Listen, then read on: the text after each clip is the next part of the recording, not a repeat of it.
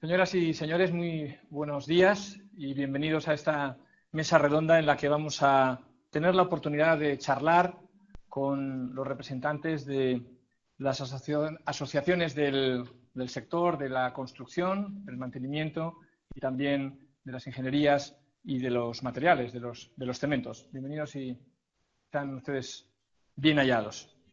Yo creo que si hacemos unos cálculos estimados, podríamos decir que los representantes de esta mesa representan en torno al 4% del Producto Interior Bruto, unos 30.000 millones de euros, y por tanto yo creo que es interesantísimo conocer la opinión de cada uno de ellos. Permítanme que les presente a Jaime Lamo de Espinosa, que es el presidente de ANCI. ¿Qué tal? Buenas tardes, bienvenido.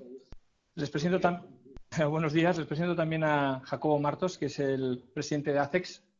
Bienvenido. Y también a Isidoro Miranda, de Oficemen, si lo digo bien, de la agrupación de fabricantes de cementos, al presidente de Seopan, también le damos la bienvenida, y al presidente de Tecniberia, que es Juan Ignacio Lema. ¿Qué tal? Bienvenido. Les vamos a pedir, si les parece, una primera ronda de reflexión general, de balance sobre el sector de la construcción, del mantenimiento y también de la ingeniería y de los materiales. Jaime Lamo de Espinosa. La primera reflexión sería... No tiene. Pero no sé si funciona. ¿Lo oye ahora? ¿Ahora? ¿No? Usamos este... Sí, una primera reflexión sería echar un poco la mirada hacia atrás sin ira. Y entonces nos encontraríamos con que hay una famosa noche que ya forma parte de la historia económica de España, en donde se cuenta que Merkel y Obama se le aparecen al presidente Zapatero y le obligan a que al día siguiente anuncie unos fuertes recortes en el presupuesto para poder cumplir los objetivos de déficit. Aquellos recortes se hicieron por donde se han hecho siempre en todos los gobiernos cada vez que ha habido una operación de esta naturaleza, que ha consistido en recortar en la inversión pública, porque da la impresión de que ahí no se hace daño a nadie, aunque el acierto y real es que eso perjudica y seriamente a la economía del país, a muchas empresas y al empleo. Pero fue lo que se hizo. Y a partir de ese momento la obsesión por el déficit, que está fundada, y los controles de la Unión Europea han ido llevando a unas reducciones cada vez mayores. Eso ha hecho que el sector haya sufrido una contracción muy fuerte, el sector de la obra civil, que sigue o que ha seguido a otra contracción previa, que fue la que se inició unos años antes en el ámbito de la edificación.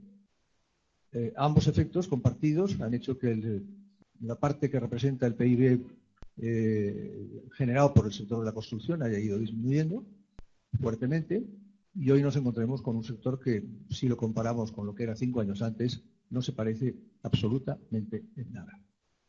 Y la primera reflexión que a mí me cabe pensando en eso es que yo siempre hubiera creído hace unos años que dentro de otros 5 años la situación habría vuelto a la normalidad, y me temo que, como la economía española no va a volver a aquello que llamábamos normalidad hace 5 años o 6 años, sino que va a volver a ser otra economía, en esa otra economía este sector no va a tener nunca el peso que tenía antes.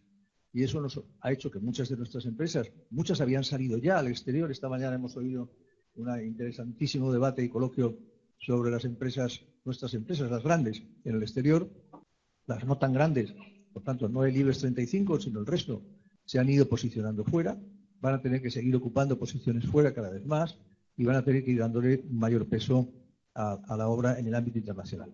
Pero, y con eso termino, moderador, yo creo que no debemos perder el horizonte de que en el cambio y la mejora económica, hoy mismo AFI acaba de anunciar su pronóstico de cambio y se suma al consenso de analistas en que el PIB crecerá el 3% en el año 2015, y si eso es así, yo creo que cabe volver a replantearse algunos incrementos en el ámbito de la obra civil, porque no todo en España está construido, y tendremos que decirlo muchas veces, porque se ha ido generando una corriente de que todo está hecho y no todo está hecho, y hay muchas cosas por hacer. Muchas gracias. No todo en España está construido. Le preguntamos ahora al presidente de Seopan, a Julián Núñez. ¿Está todo en España construido? Pues yo creo que no. Yo creo que la inversión pública tiene dos obra civil, transporte, hidráulicas, los equipamientos públicos. Si bien es cierto que en parte de la obra civil se ha hecho un importante actividad que tenemos actualmente en operación y en construcción, o la red de carreteras de alta capacidad, ahí creo que el gap inversor con Europa lo hemos resuelto, pero hay un gap importante actualmente en temas de conservación, hay un gap importante en todo el ciclo integral del agua, el déficit de infraestructuras de depuración, hay un gap importante en cuestiones de logística y el transporte ferroviario de mercancías, hay un gap importante en algunos campos de las infraestructuras de equipamiento público, por lo tanto yo te diría que no, en absoluto está todo eso. Permítame que le formule alguna pregunta más, porque lamentablemente tiene usted que ausentarse en los próximos minutos.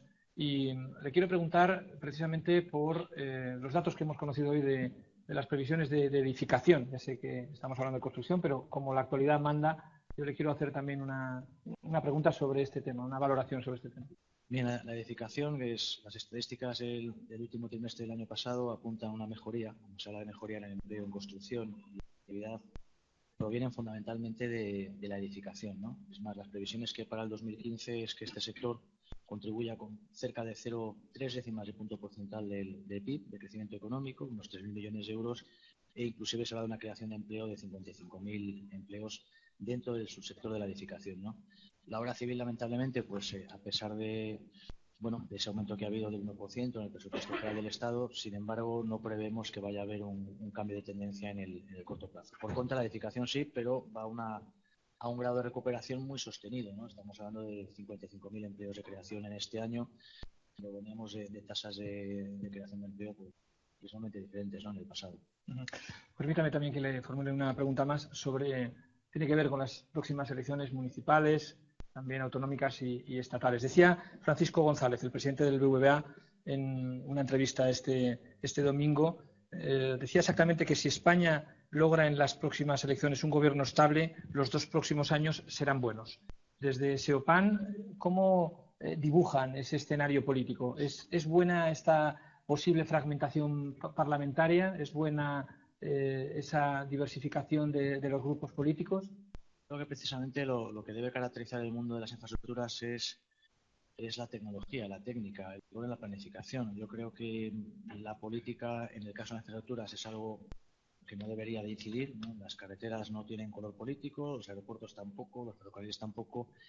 Y yo creo que el sentido de tener un gobierno estable pues te hace más gobernable una nación, y eso es entiendo a lo que se refería el presidente del BBVA, pero por lo que se refiere a la parte de las infraestructuras, yo creo que lo importante es tener una planificación rigurosa a largo plazo y que no esté sujeta a cambios de criterios en la planificación porque cambia el color político de un gobierno, ¿no? Yo creo que el sector lo que debe tener es que seamos capaces de planificar a largo plazo y que esos planes sean comunes en varias legislaturas, no que cada 4 años tengamos que tener un plan de infraestructuras hecho por el nuevo gobierno. Muy bien, gracias. Le preguntamos ahora la opinión a Jacobo Martos, que es el presidente de ACEX, que es la Asociación de Conservación y de Explotación de Carreteras. ¿Cuál es ese balance general, inicial, que podría compartir con nosotros? Bueno, buenos días a todos. Lo primero que me gustaría destacar, antes del balance, es un hecho que igual no todos somos conscientes, pero en una mesa de ingeniería y de construcción, pues por primera vez aparece una asociación de conservación. Digamos que el mantenimiento de repente aparece en escena, un sector que habitualmente pasa muy desapercibido, lo cual es bueno, porque cuando nos pasa desapercibido es que has hecho algo mal también. Bueno, eso es una buena noticia que yo creo que refleja un poco la situación o la evolución de los presupuestos. Es verdad que aquí hay unos años de un ritmo inversor muy fuerte y ante la ausencia de fondos actual, pues la construcción se ha ralentizado probablemente en exceso, pero todo lo que está construido es necesario seguir manteniéndolo. Bueno, el mantenimiento también se ha resentido, es decir, la falta de dinero se ha notado a todos los niveles, ¿no? Pero de alguna manera no se puede dejar de mantener lo que hay, porque eso sí que es un importante error. Nuestra red de infraestructura ya no es una mocita, ya tiene unos años y se empieza a notar la disminución del mantenimiento, se nota en una disminución del nivel de servicio, que yo creo que es una de las cosas que este país no se puede permitir. Hay que mantener un nivel de servicio adecuado en la red de infraestructuras, independientemente de la red, de la titularidad o la tipología. Yo creo que eso se debe de homogeneizar a todos los. Y bueno, balance, pues efectivamente en conservación los presupuestos han disminuido como en todas partes. Yo creo que eso, a todos somos usuarios de la red de infraestructuras y se nota, eso se nota. Vemos baches, no estamos acostumbrados en este país a ver baches y ahora empiezan a haber baches. Eso es una cosa también novedosa. Pero bueno, bajo nuestro punto de vista, se habla siempre de presupuestos necesarios para mantener el patrimonio sin que se deteriore el 2% de su PIB. Bueno, es una cifra que nosotros defendemos. Y poco más de momento. Muy bien, pues muchas gracias. Le pedimos ahora también a Juan Ignacio Lema, el presidente de Tecniberia, de la Asociación de Empresas de Ingeniería y de Consultoría, un balance inicial.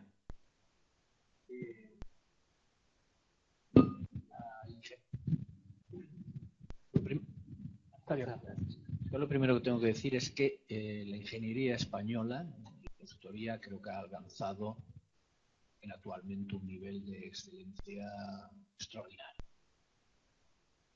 De los últimos 20 años ha sabido en este país niveles de inversión muy fuertes y eso ha creado pues una ingeniería muy potente que juega no solo con países de desarrollo, pero está a la mente de todos, pues el Canal de Panamá o el Metro Medina la Meca, pero hace poco leí en el periódico, se hace con una empresa de ingeniería como TIPSA, el Metro de Estocolmo. Es decir, que ha alcanzado un nivel muy fuerte. Pero sin embargo actualmente está en una crisis muy fuerte. Debido a la crisis, muchas empresas de ingeniería han cerrado, las grandes habían ya iniciado un proceso de internalización ya hace tiempo, con mucho éxito, pero las medianas están sufriendo la crisis como un factor extraordinario. La ingeniería representa, digamos, en el PIB una aportación modesta, pero sin embargo es un sector, a mi juicio, estratégico para el país. Es el sector, digamos, del conocimiento práctico. Cualquier I+D, cualquier nuevo desarrollo, en que cómo se materializa en beneficios al ciudadano a través de la ingeniería. Por eso, nosotros, a través de la Asociación de Empresas de Ingeniería y Consultoría, pensamos que a través de las administraciones públicas debe hacerse, o pedimos apoyo, nosotros lo estamos haciendo, nosotros tomamos una serie de medidas para potenciar el sector. ¿Cuáles son, voy a decir, 4 o 5 elementos claves que nos parecen fundamentales para el know-how tecnológico que se ha desarrollado en este país y que es fundamental para seguir haciendo ingeniería en el exterior? Muy difícil, como saben también las empresas constructoras, es hacer algo fuera si antes no lo hemos hecho dentro. Pues uno de ellos es la calidad. Creo que deberemos conservar la cultura de calidad que tiene la ingeniería española.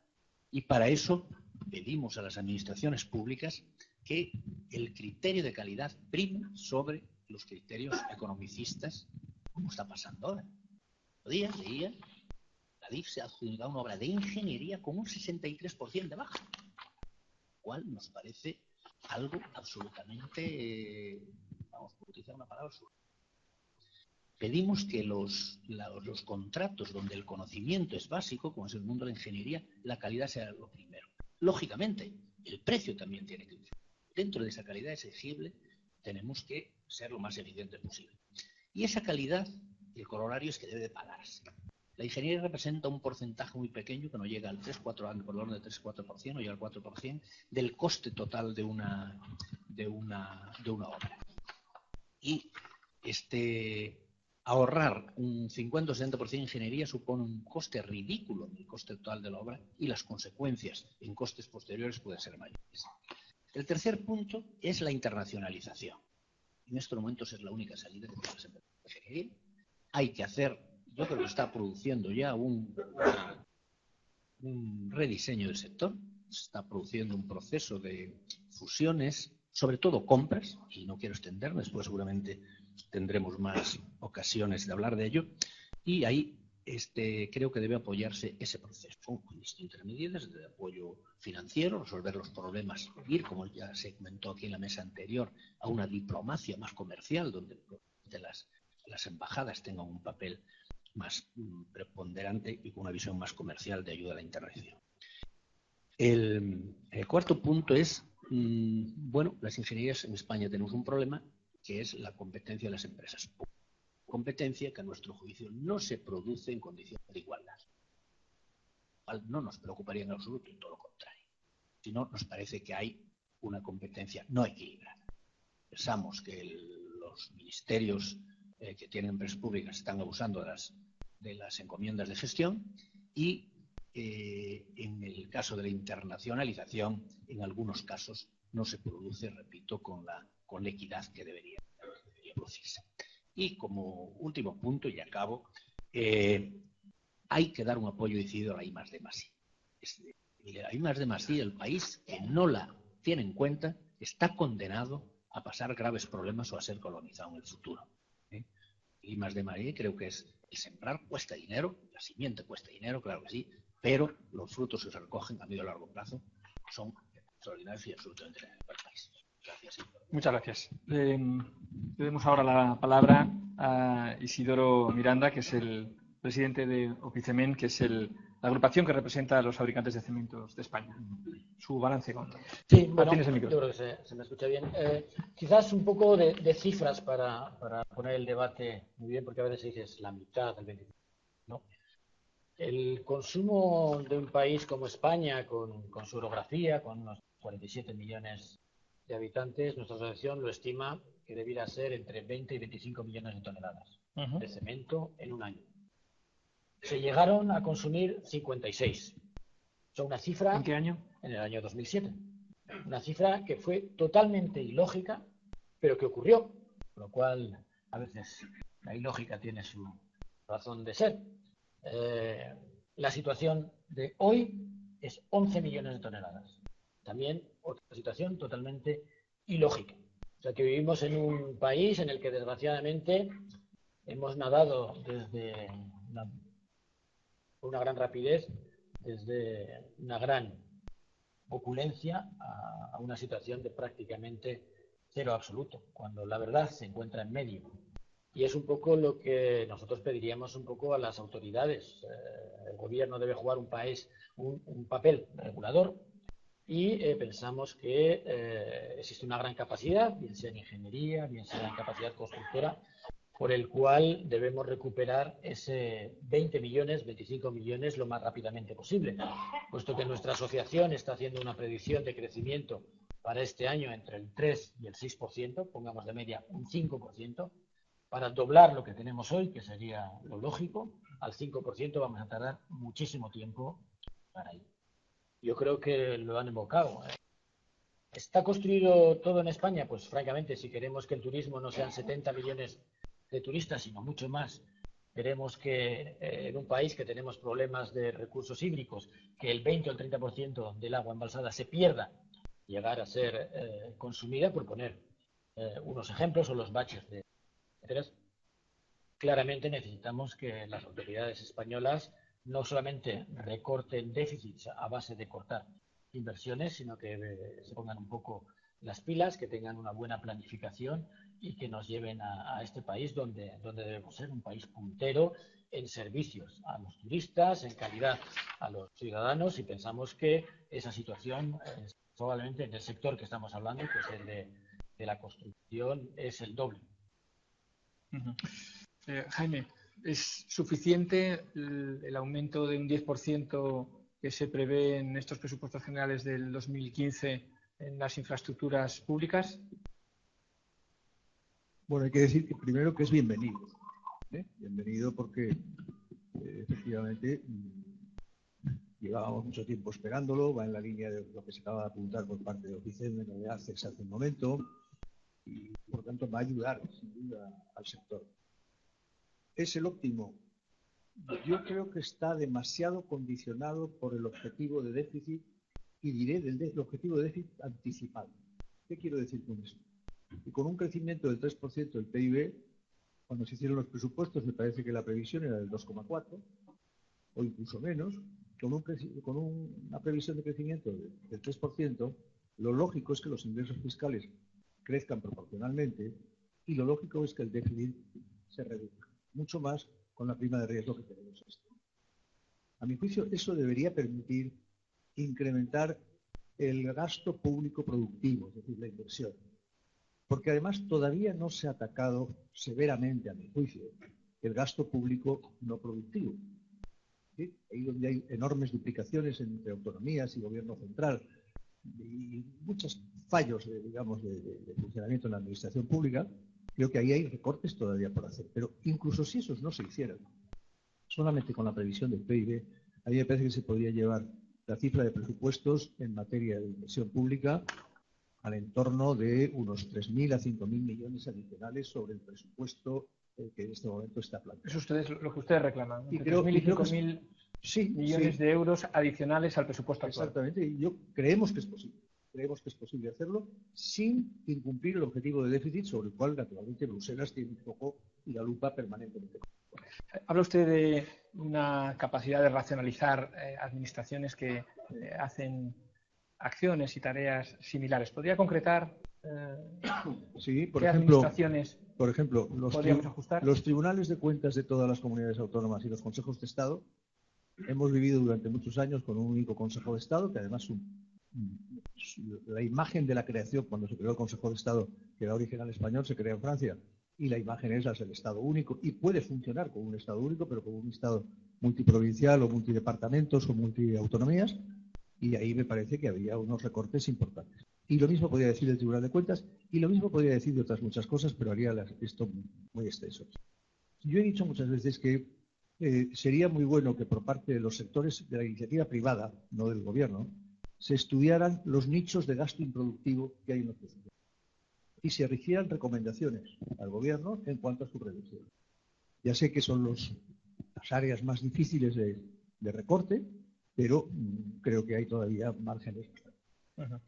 ¿Qué les parece a ustedes? ¿Reclaman alguna inversión concreta?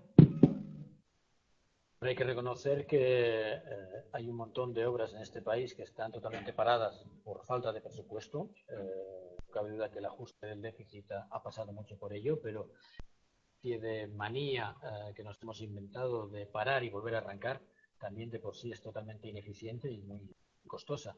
Sería mucho mejor que el gobierno y sus diferentes entidades como ADIF, etcétera, pues realmente tuviesen una planificación correcta, los medios adecuados y que lo gestionasen de manera correcta.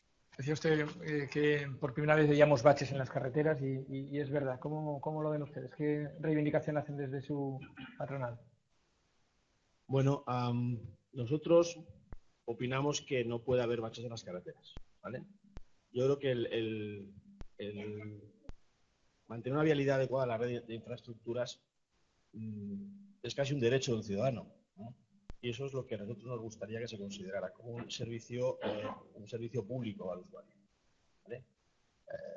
Es impensable estas nevadas que ha habido este invierno, pues que se quede un pueblo incomunicado. Es decir, hay que abrir camino a ese pueblo porque la gente tiene que tener suministros. Bueno, si realmente eso se considera como un servicio público al ciudadano, pues en la sanidad o la educación, eso generaría los recursos necesarios para poder abordarlo de una manera adecuada. Es lo que nosotros queremos. Con los presupuestos actuales es evidente que son limitados. También en mantenimiento de infraestructura se han reducido del orden del 25% de las épocas cuando los presupuestos eran superiores. Y probablemente no, con todas las infraestructuras y todo el patrimonio que tiene este país, no es fácil igual poder tener dotaciones presupuestarias para mantener esa red a los niveles adecuados. ¿Tienen ustedes datos de que haya una relación directa entre el aumento de siniestrabilidad, de accidentes y de la reducción de inversión en mantenimiento y conservación? Bueno, a ver, no tenemos datos concretos, pero... De accidentes me refiero de tráfico. Sí. Pero bueno, sí parece razonable pensar que un firme en peor estado es más propenso a generar accidentes que un firme en buen estado. Digamos que no hay una correlación directa que nosotros tengamos. Pero bueno, sí parece una cosa... En algún momento la Asociación de Moteros, la Mutua de Moteros, ha manifestado que el aumento de siniestralidad, sobre todo en motos, era causado por algunos defectos de firme. y achacaban ello al mantenimiento pobre de las carreteras actuales. Les planteo una cuestión también de actualidad, se la planteábamos antes al presidente de SEOPAN y se la repito a ustedes. ¿Qué solicitan a los próximos gobiernos que se conformen después de las elecciones municipales, locales y también las nacionales? Como decía, yo creo que era el presidente SEOPAN, a nosotros como asociación de ingeniería, evidentemente el color del gobierno, nos interesa que los planes pueden afectar a las infraestructuras, a las ingenierías, perdón, los planes de infraestructuras, sean verdaderos planes de Estado, que sean planes a largo plazo. Porque a todas las empresas, una de las cosas que más valoramos es la estabilidad. Las infraestructuras de un país, ya en sentido genérico, ya no solo las infraestructuras de transporte, yo creo que son demasiado importantes como para que tengan una duración, los planes se hacen a 4 años, para estar revisados constantemente. Pues eso creo que aparte de que crea inseguridad para las empresas, nos sentimos mucho más cómodos con una planificación estable. Lo segundo, como dije antes, a la ingeniería es básico para la supervivencia del sector mantener el nivel de excelencia que tiene. Y para eso creo que debe primarse sobre todo la calidad. Se hace un trabajo intelectual que es básico, repito, a mi juicio la ingeniería es un sector estratégico porque es el sector del conocimiento aplicado. Y no está pasando así. Yo creo que esa es una de las principales reivindicaciones si queremos que el know-how que se ha alcanzado se mantenga y por tanto sea exportable. Esto es, si usted, poniéndole un ejemplo, que si la ingeniería no se paga adecuadamente porque no se valora la calidad, hay dos opciones, o dar mala ingeniería o dar menos ingeniería. Entonces, lógicamente nos negamos a dar mala ingeniería. La ingeniería española seguirá siendo siempre del máximo nivel. Pero si no se paga, se puede dar menos. Y eso dará, lógicamente, en la calidad y en el know-how de todo lo que se haga. Si usted va al mercado, por ejemplo, pide manzanas de la mejor calidad, cuestan 10 euros. Si usted pretende al día siguiente dar con 5, o le dan medio kilo o le dan manzanas peor. Y eso es lo que está. Por tanto, estabilidad y planificación a largo plazo. Jaime Lamo Espinosa, ¿usted también comparte que esto tiene que ser una cuestión de Estado en relación a las próximas elecciones? Por descontado, no debería ser, no debería, desgraciadamente lo será, pero no debería ser un tema de partidos políticos que alcanzan el poder y como llegan al poder hay que cambiarlo absolutamente todo. Eso siempre ha dado muy mal resultado en España. Pero por pedirles algo, digamos, hacerles la carta a los Reyes Magos a los partidos políticos, serían pactos de Estado, como acaba de indicarse, en determinado tipo de materias, desde luego las inversiones a largo plazo, las inversiones que van más allá de una legislatura, no se pueden poner en peligro al término de cada legislatura. Entre ellas, por ejemplo, los programas de inversiones hidráulicas, que son de una enorme importancia y de las que hablamos relativamente pocas veces. En segundo lugar, creo que hay que seguir insistiendo ante la Comisión Europea en algo que está planteado desde hace años y que ahora, por las noticias que a mí me llegan, la Comisión es más sensible, que es el tema de no computar como déficit las inversiones en redes transeuropeas o en determinado tipo de proyectos que puedan ser considerados desde la Comisión como proyectos esenciales para el interés general, no de un país, sino de toda la Unión Europea. El no computar como déficit es clave, porque eso permite de inmediato acelerar un programa de inversiones no computables, tanto los libera. En tercer lugar, yo creo que conviene centrarse en lo que decía antes, que es la reducción del gasto público no productivo, y abrir el debate de la tasa por uso, porque este es un debate que debería estar abierto, que debería comentarse sobre él, que debería haber sus pros y sus contras, pero es que no va a haber más remedio antes o después que plantear. Y por tanto conviene que ese tema esté encima de la mesa de un modo permanente. Y ya, quizá como un único punto final, pero yo creo que ya se ha hecho mucho en ese sentido, mejorar la eficiencia de las administraciones públicas allí donde no están duplicadas. Sí, una buena administración pública debe tener siempre un margen para operar más eficientemente. Esa es una línea sobre la que también se debe profundizar. Permíteme, ya que menciona usted las políticas hidráulicas, usted fue ministro de Agricultura en los años 78 y 81, y le quería pedir una reflexión sobre lo que ha ocurrido lamentablemente con los desbordamientos del río Ebro. ¿Cómo lo ve? ¿Cómo lo reflexiona? Nuevo tema. Vamos a ver, hay dos cuestiones distintas. Una, lo que se ha hecho de inmediato.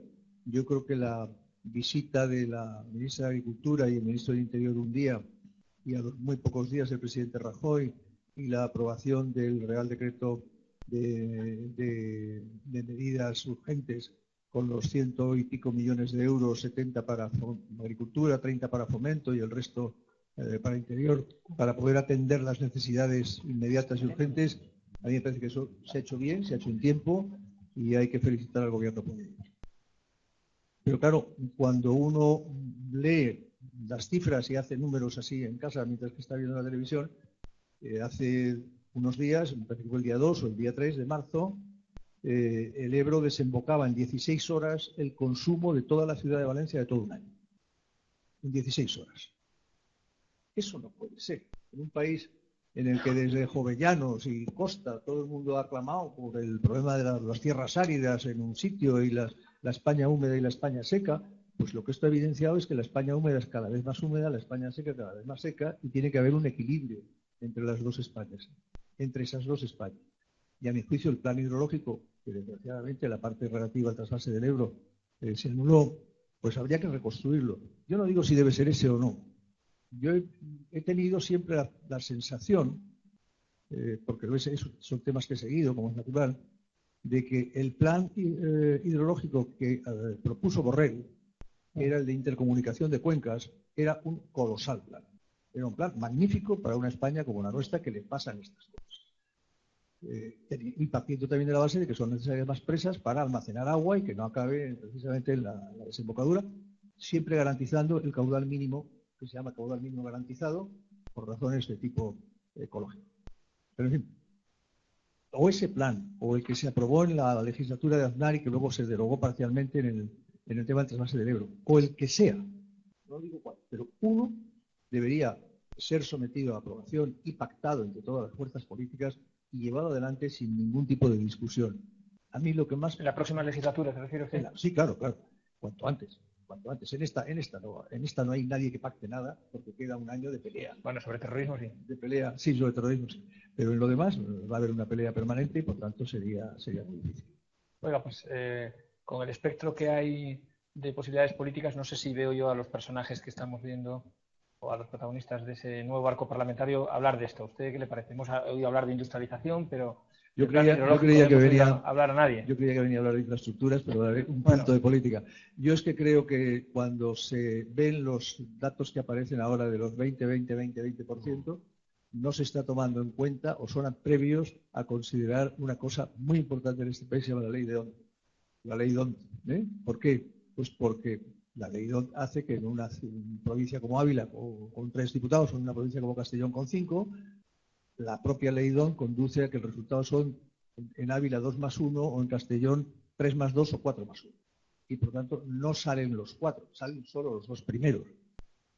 Y por consiguiente yo cuando veo esos porcentajes, la extrapolación que se hace a diputados me parece que es siempre demasiado arriesgada. Yo creo que no sea así. Muy bien, gracias Jaime. Quería dar un apunte sobre la inversión. Retomamos a la inversión. El tema que acaba de evocar del 20%, ahora es muy de moda el 20-20-20 y se acaba la cuerda y no llegamos al último 20%, que es la inversión de España. Cuando vemos la crisis que ha habido y analizamos el por qué en España ha sido mucho más violenta que en otros países, la respuesta la podemos encontrar en que solamente el 14% del Producto Interior Bruto de nuestro país depende de la industria, mientras que en otros países como Francia, como Alemania, el porcentaje de la industria es muchísimo más elevado y yo creo que hemos vivido... Y bajando. Exactamente, y bajando. Hemos vivido mucho de ingresos de turismo, etcétera, y nos hemos sentido muy a gusto, que bien, que los alemanes venían a gastar, pero venían a gastar el dinero que habían ganado trabajando en las industrias alemanas. La crisis ha pasado por allí y en España lo hemos sufrido muchísimo más y yo creo que necesitamos que el gobierno apueste mucho más por la marca española, el Made in Spain, la marca España, y yo creo que aquí se ha abocado mucho la internacionalización en el cemento también. Nos hemos importado una España fuera de España. El consumo de cemento en España es 11 millones, las exportaciones son casi 10. O sea que exportamos el cemento español a 60 países. O sea, es que hay 60 países que aprecian producto made in Spain. Somos buenos, disculpe mi ignorancia en ese terreno, en muchos terrenos, pero desde luego en el del cemento manifiestamente ignorante. ¿Somos buenos haciendo cemento? ¿Es bueno nuestro cemento? De los mejores del mundo. Ya ve usted que se mueve en la mesa, eso es que sí. Eso es que sí. Exactamente. Eso es que sí, que es bueno. 60, ¿Pero por qué? Díganos por qué. ¿Por qué es bueno? Porque primero la materia prima que hay en España. Porque los romanos ya lo usaron en el Coliseo, ¿no? Exactamente. Y en el acueducto de Segovia ahí está y ha durado unos cuantos siglos. Hay que reconocer que la materia prima es muy buena. La materia también intelectual, los trabajadores, los mejores que hay en el mundo, y luego ha habido una gran voluntad empresarial de industria y estados en España. Entonces es una pena que en un momento dado esta industria invierte 1.500 millones para hacer frente a un boom, y son 2.500 millones que en muchos casos están ahí esperando que el mercado vuelva. Y lo que ocurre en nuestro sector ocurre en la cerámica, en el ladrillo. Muchísimos de los recursos que nuestro país tiene están hoy parados. Volveremos luego sobre el cemento y sobre la innovación de los materiales. Permítanme que, al hilo de lo que estábamos hablando del clima y de los elementos que hacen que se pueda desbordar un río como el Ebro, le pregunte también si este invierno especialmente frío hace que se resientan las cuentas de resultados de las empresas. Es decir, cuando nosotros vemos que hay nieve y a lo mejor estamos en casa tranquilamente y decimos qué bonito, pero hay mucha gente que en ese momento estará diciendo qué tragedia, qué tragedia. Bueno, lo primero sí, efectivamente, cuando el invierno es como este, las empresas de conservación no nos quedamos indiferentes. Lo notamos bastante, porque somos los que nos toca ir a quitar la nieve y a intentar abrir paso en las carreteras. Bueno, aquí sí me gustaría hacer un apunte, porque al final un buen servicio en el tema de esta vida invernal que estabas comentando no es el único actor no son las empresas de conservación, en este caso el Ministerio de Fomento o Administración de Carreteras. Hay otro actor que es el tráfico. El tráfico no es gestionado, nosotros no tenemos potestad para incluir. El que corta paso a camiones pesados no somos nosotros. El Ministerio de Fomento es el Ministerio del Interior, que suele ser siempre donde surgen los problemas. No es un problema de que no se quite la nieve, es un problema de que se corta un camión, y nadie se corta un camión, ya salía parada. Ya no te salva a nadie. Bueno, sí, efectivamente. ¿Se resienten económicamente las empresas? Pues la verdad es que sí. Y no debería ser así, pero la verdad es que sí. Porque, por desgracia, el sistema de facturación, el sistema en el cual el Ministerio paga este servicio, pues yo creo que es mejorable. Y además yo creo que se está trabajando en esa línea. Pues sí, efectivamente, las empresas de conservación preferimos que no. Habla usted de tráfico y de camiones pesados. Sabe que está estudiando la posibilidad de que se deriven algunos camiones pesados a carreteras secundarias, ¿no? Y que se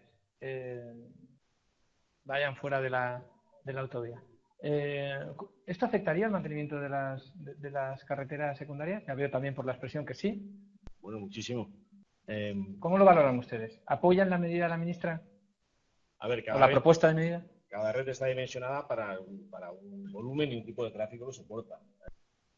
Cambiar una cantidad de toneladas de una red a otra, si la otra red no está dimensionada para ello, significa que la otra red romperá y habrá que... Al revés. ¿Qué, perdón? Es al revés. Sí, por eso lo digo. Sí, lo que se hace una medida, efectivamente, lo he explicado mal, pero me refería a financiar peajes a pesados para que abandonen la red secundaria. Pero no supondría un... No, bueno, yo creo Están que preparadas las autovías, lógicamente, para eso. Efectivamente. Y al contrario, ¿aliviaría en las carreteras secundarias o no? Sí, efectivamente, aliviaría las carreteras secundarias, mejoraría el tráfico, mejoraría la seguridad vial, que es fácil por las medidas, pero a veces el tráfico pesado, al no circular por la red de capacidad, de ahorrarse el dinero y irse por la secundaria, genera que la secundaria sea superior. Le vamos a pedir ahora un apunte sobre algo de lo que hemos estado hablando esta mañana, que es la internacionalización. Hemos visto a lo largo de la mesa anterior muchísimos elementos concretos y yo le quiero preguntar a usted qué es lo que necesitan las empresas de ingeniería para, en este momento, o las nuevas empresas de ingeniería que tal vez quieran salir al exterior, qué es lo que necesitarían desde el punto de vista, pues tal vez, del apoyo de las administraciones, ¿no? Le vamos a pedir que use Es vital. Y antes las grandes empresas iniciaron ese proceso ya y con éxito, ese camino. Pero las medianas y pequeñas empresas son progresivas. Entonces, la primera cuestión que yo me debo decir es el sector está muy atomizado. Parece un tamaño que yo creo que no es adecuado para competir. De hecho, se está produciendo un proceso de fusión y de compras que, al revés que ocurre en el mundo de la construcción, donde las empresas españolas para salir han comprado empresas en el extranjero, y yo estoy pensando en el caso de CS, con la compra de Hochschild en su momento, o de Leighton. En el caso de las ingenierías españolas está produciéndose al revés. Las empresas extranjeras están comprando ingeniería española. Lo cual, bueno, es un hecho, pero que para el futuro puede ser una cierta preocupación de que el control de muchas empresas de ingeniería pase a manos. Entonces, ¿qué necesitamos? Apoyo a la reconversión del sector para crear un sector más. Apoyo financiero para las empresas españolas que salen al exterior, tanto para su implantación en el exterior como para temas más concretos como son avales, etc. Necesitamos resolver con urgencia lo que ya está encima de la mesa, temas tan concretos como la homologación de los títulos. En algunos países hay un proteccionismo, a mi juicio, excesivo para las empresas locales y, aunque cada vez, lógicamente, tenemos más ayudas, lo que ya creo que se contó aquí en la mesa anterior, una orientación más empresarial o comercial de las embajadas, de los comerciales, para ayudar a las empresas a posicionarse en el exterior. Y necesitamos también también salió antes, hablando de la marca España de alguna manera, la difusión de la imagen tecnológica de la ingeniería española. La ingeniería, a mi juicio, tiene poca visibilidad, tanto aquí como en el extranjero. Cuando usted habla de obras importantes, normalmente se dice, ¿has visto la obra que está haciendo FCC en el canal de Panamá? ¿O has visto la obra que está haciendo otra constructora de dónde? Y muy pocas veces se dice, ¿has visto la obra que tal ingeniero o tal ingeniería ha diseñado? Y debajo de todas esas obras, obviamente las que tenemos que sentirnos orgullosos, y primero las constructoras que lo están haciendo, hay ingeniería. Y esa ingeniería tiene poca visibilidad. Tenemos que darle también visibilidad a la ingeniería española, que, como dije antes, tiene un nivel excelente. Menciona usted la homologación de los títulos. Nos decía Manuel Niño que se abre un periodo de consultas. Jaime, ¿qué le parece la necesidad de homologar el título de ingeniero con el máster? ¿Ha lastrado el crecimiento, el impulso de nuestra profesión fuera de España? Mire, yo soy catedrático de la Universidad Politécnica de Madrid y, por tanto, he vivido en primera persona el proceso. Y tengo que decir que ha sido un proceso dramático, traumático y muy mal dirigido y muy mal concluido. Porque la ingeniería española había estado siempre homologada en el exterior, no ha tenido ningún tipo de problema. Y de pronto, todos los ingenieros de unas determinadas generaciones nos hemos quedado fuera de la norma. No tiene ningún sentido. Ha sido un error manifiesto de la gestión del plan Bolonia. Y tiene que resolverlo el Ministerio. Y lo que no acabo de entender, y creo que no lo hemos entendido ninguno, es cómo este tema no se ha resuelto en 15 días. Porque no se puede seguir teniendo la profesión en esta situación. Y como es cuestión de un decreto, no acaba uno de entender qué elementos hay detrás, por lo que hemos visto desde mi perspectiva, y ahora ya no hablo como presidente de ANSI, sino desde otra perspectiva de catedrático, no acaba uno de entender por qué razón este tema no está resuelto.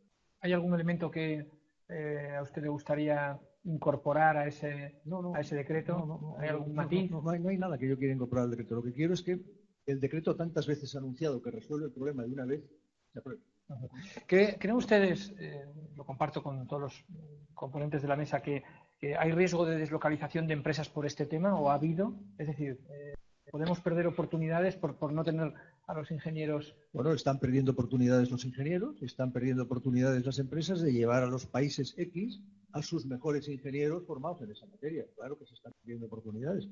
Y eso es uno de los temas que a mi juicio tendría que estar en este momento resuelto. Y déjame que añada una cosa, puesto que hablas de deslocalización. Yo hay un tema que le doy vueltas constantemente, no tiene que ver con los ingenieros, tiene que ver con otra cosa, que es si las empresas más grandes del mercado de este sector, cada vez la proporción que tienen de facturación, de obra, fuera de España y en España, la de España es cada vez menor. Si uno comprueba determinadas empresas, ve que se están moviendo en este momento entre el 17, 15, 20%. El resto es todo obra en el exterior. ¿En qué momento va a surgir la tentación, sobre todo si son cotizadas en bolsa, de llevar su residencia social a lugares donde el impuesto de sociedades sea infinitamente superior? Sea de la mitad, como es el caso de Italia. A mí ese es otro tema también que me preocupa extraordinariamente, porque me temo que eso antes o después, un día se va a producir. En su sector, en la ingeniería, ¿es algo que esté encima de la mesa también, esta preocupación de poder deslocalizar, de poder llevar las empresas a otro sitio? Sí, vamos a ver. Lo que en la ingeniería nos preocupa es que se deslocalicen los ingenieros. Está pasando. Es distinto que las ingenierías presten servicio en el exterior.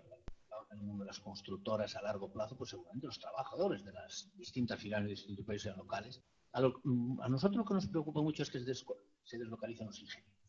Ingenieros tengan que emigrar, ingenieros preparados, ingenieros con una formación, que vamos a decir, muy buena, que tengan que emigrar porque aquí no hay trabajo para las ingenierías. Y no hay trabajo bien con España o bien fuera.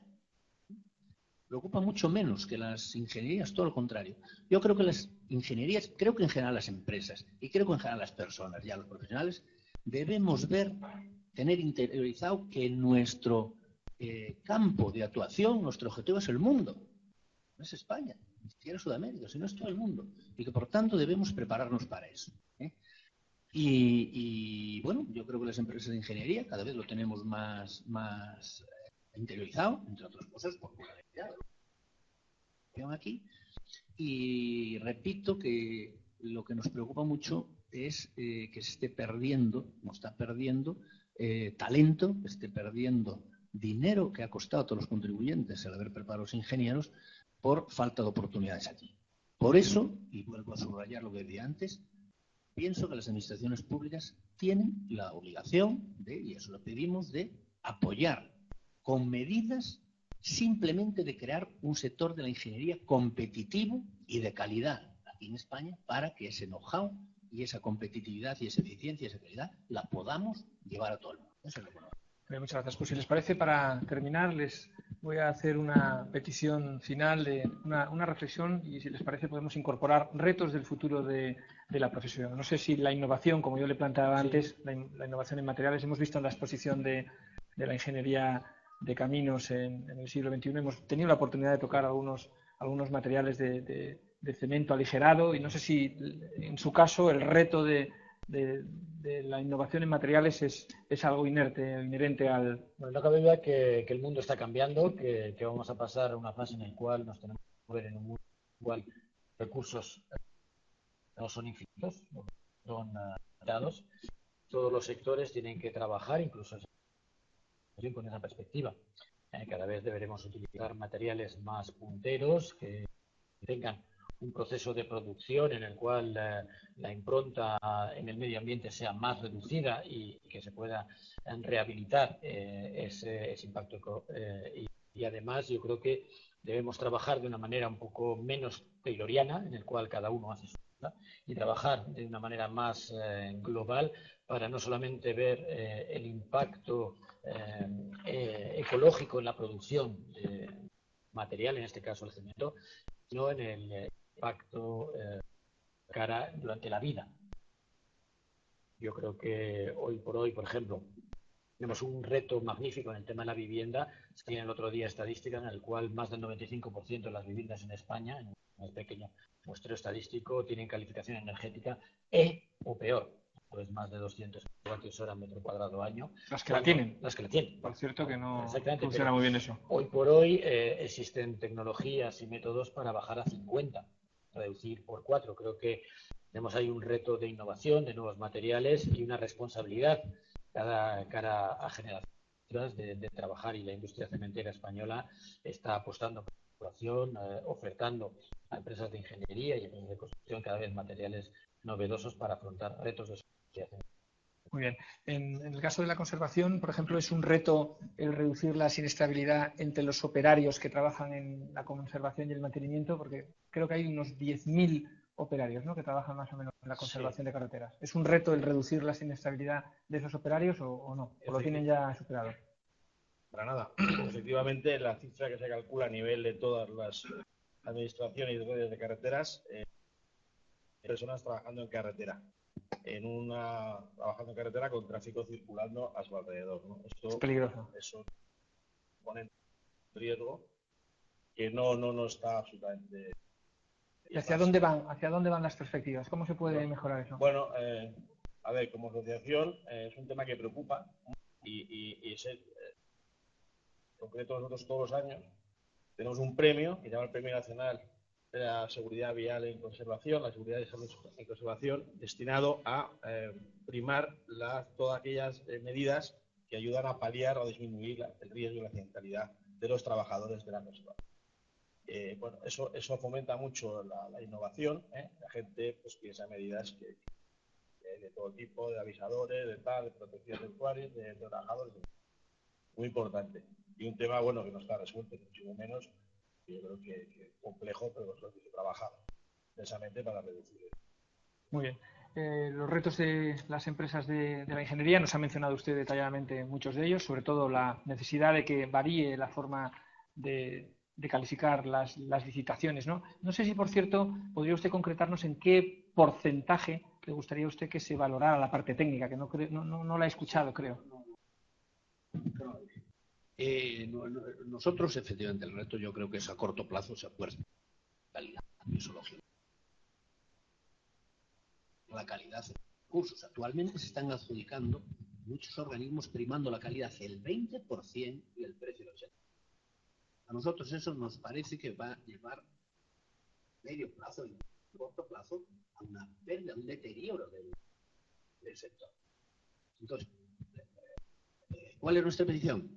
Que se interiorice la necesidad de la calidad en los trabajos de tipo intelectual, técnico o de ingeniería, y de manera progresiva si es necesario. Nosotros obviamente estamos absolutamente abiertos al diálogo con las administraciones públicas, pero creo que debería ser al contrario. En todo caso, la opción un 80%. Pero en todo caso buscar fórmulas, que hay distintas fórmulas, con esa filosofía que es la que nos preocupa, de que la calidad de los servicios de ingeniería debe ser lo que prime. ¿Por qué? Por varias razones.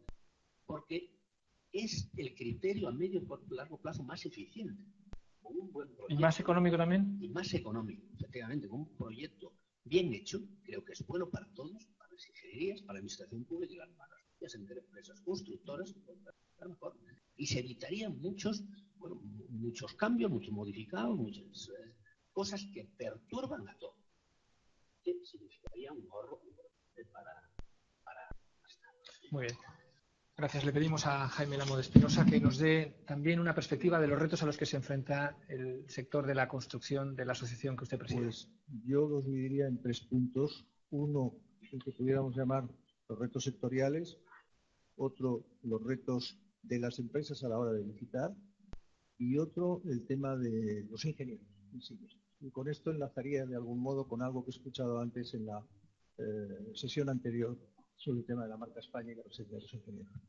En el primero, yo creo que debemos apostar por lo que yo llamo el programa ATE. ATE. Aguas, Transportes y Energía.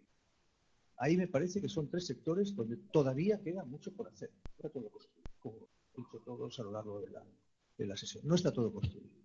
Creo que en materia de obras hidráulicas, en materia de eficiencia energética y energías renovables, en transporte intermodal y redes transeuropeas, quedan muchas cosas por hacer y los gobiernos que vengan deberían apoyar esa línea claramente. En segundo lugar, la presencia en las obras. ¿Qué le interesa a una empresa de nuestra asociación? Somos 25. Participar en las licitaciones de obra y poder ser adjudicatario.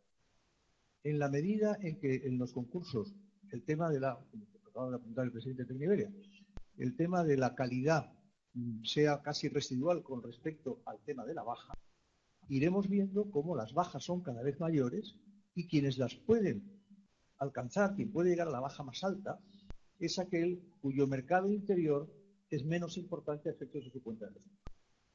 ¿Y eso qué hace? Expulsar a todos aquellos que tienen el mercado interior por fuente primordial. Por consiguiente, ese tema debe tratarse con mucho equilibrio por las autoridades a la hora de decidir. Y en tercer lugar están los ingenieros. Me voy a referir solo a los ingenieros de caminos, porque estamos en la casa de los ingenieros de caminos, ¿no? Pero hay que recordar que usted es economista. Sí, ingeniero agrónomo. No, siento no ser ingeniero de caminos, pero tienes, todos tenemos pequeños defectos o grandes defectos y yo peno con este. No, pero yo siempre digo que hay que leer a Ortega. Ortega, cuando hace año 1920 y tanto, hubo un congreso de los ingenieros españoles de todos, ¿cierto? Hecho rarísimo. No se ha vuelto a repetir, que yo sepa, ¿no, Juan? ¿Se repitió? Sí. Ah, es cierto, es cierto. Bueno, pues en aquel congreso, Ortega publicó un artículo en el diario El Sol titulado La fiesta de los ingenieros, que hizo un elogio sobre los ingenieros verdaderamente notabilísimo. Y luego en su libro Meditaciones sobre la técnica, en su trabajo sobre Meditaciones sobre la técnica, dice que un ingeniero, para ser buen ingeniero, tiene que no ser solo ingeniero. Bueno, ¿eso qué quiere decir? Pues que uno tiene que estar muy atento a lo que le rodea e incorporar a su carrera todo lo que forma parte del mundo económico, financiero, político, estabilidad, etcétera, tal, para poder alargar la proyección y ver un poquito más lejos. Yo creo que los ingenieros de caminos, y me refiero específicamente a los de caminos, se ha tratado en la sesión anterior, han hecho por la marca España lo que nadie ha hecho, por decirlo de algún modo. La prueba es la presencia de las grandes empresas y de las empresas de ingeniería y de las empresas constructoras en el exterior. Es notabilísimo. El primer trabajo que se hizo sobre la marca España, perdón, pero en fin, yo formo parte de un plan familiar y somos casi mafiosos, lo hizo mi hermano Emilio y ha seguido con el tema durante muchos años. Y lo cierto es que la marca España hoy se nutre en muy buena medida de la presencia de esas empresas y de sus ingenieros.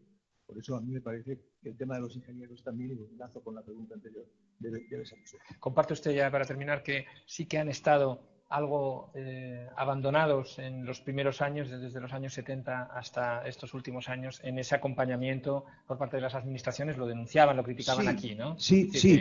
Lo comparto, lo he oído esta mañana en el debate y comparto ese análisis. Pero también tengo que decir una cosa. Nosotros hemos notado un cambio extraordinario desde la llegada de Margallo al gobierno. Margallo ha puesto a los embajadores en la órbita de... Margallo no hay que olvidar que es un ministro de Asuntos Exteriores, que es, por un lado, la persona que es inspector de Hacienda y que estudió en Harvard y tiene una preocupación por lo económico extraordinariamente marcada.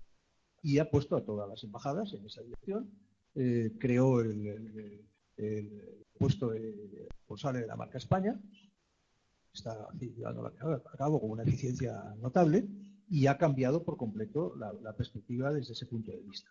De hecho, a nosotros como patronal, ANCI, hemos sido convocados en reiteradas ocasiones al Ministerio de Asuntos Exteriores para tratar temas de nuestras empresas.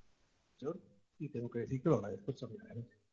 Muchas gracias. Jaime Lamo de Espinosa, presidente de ANCI, gracias por acompañarnos. Le damos también nuestro agradecimiento a Jacobo Martos, el presidente de ACEX, también a Isidoro Miranda, de Oficemen, y también a Juan Ignacio Lema, presidente de Tecniveria. Gracias a todos y gracias a ustedes por escucharnos.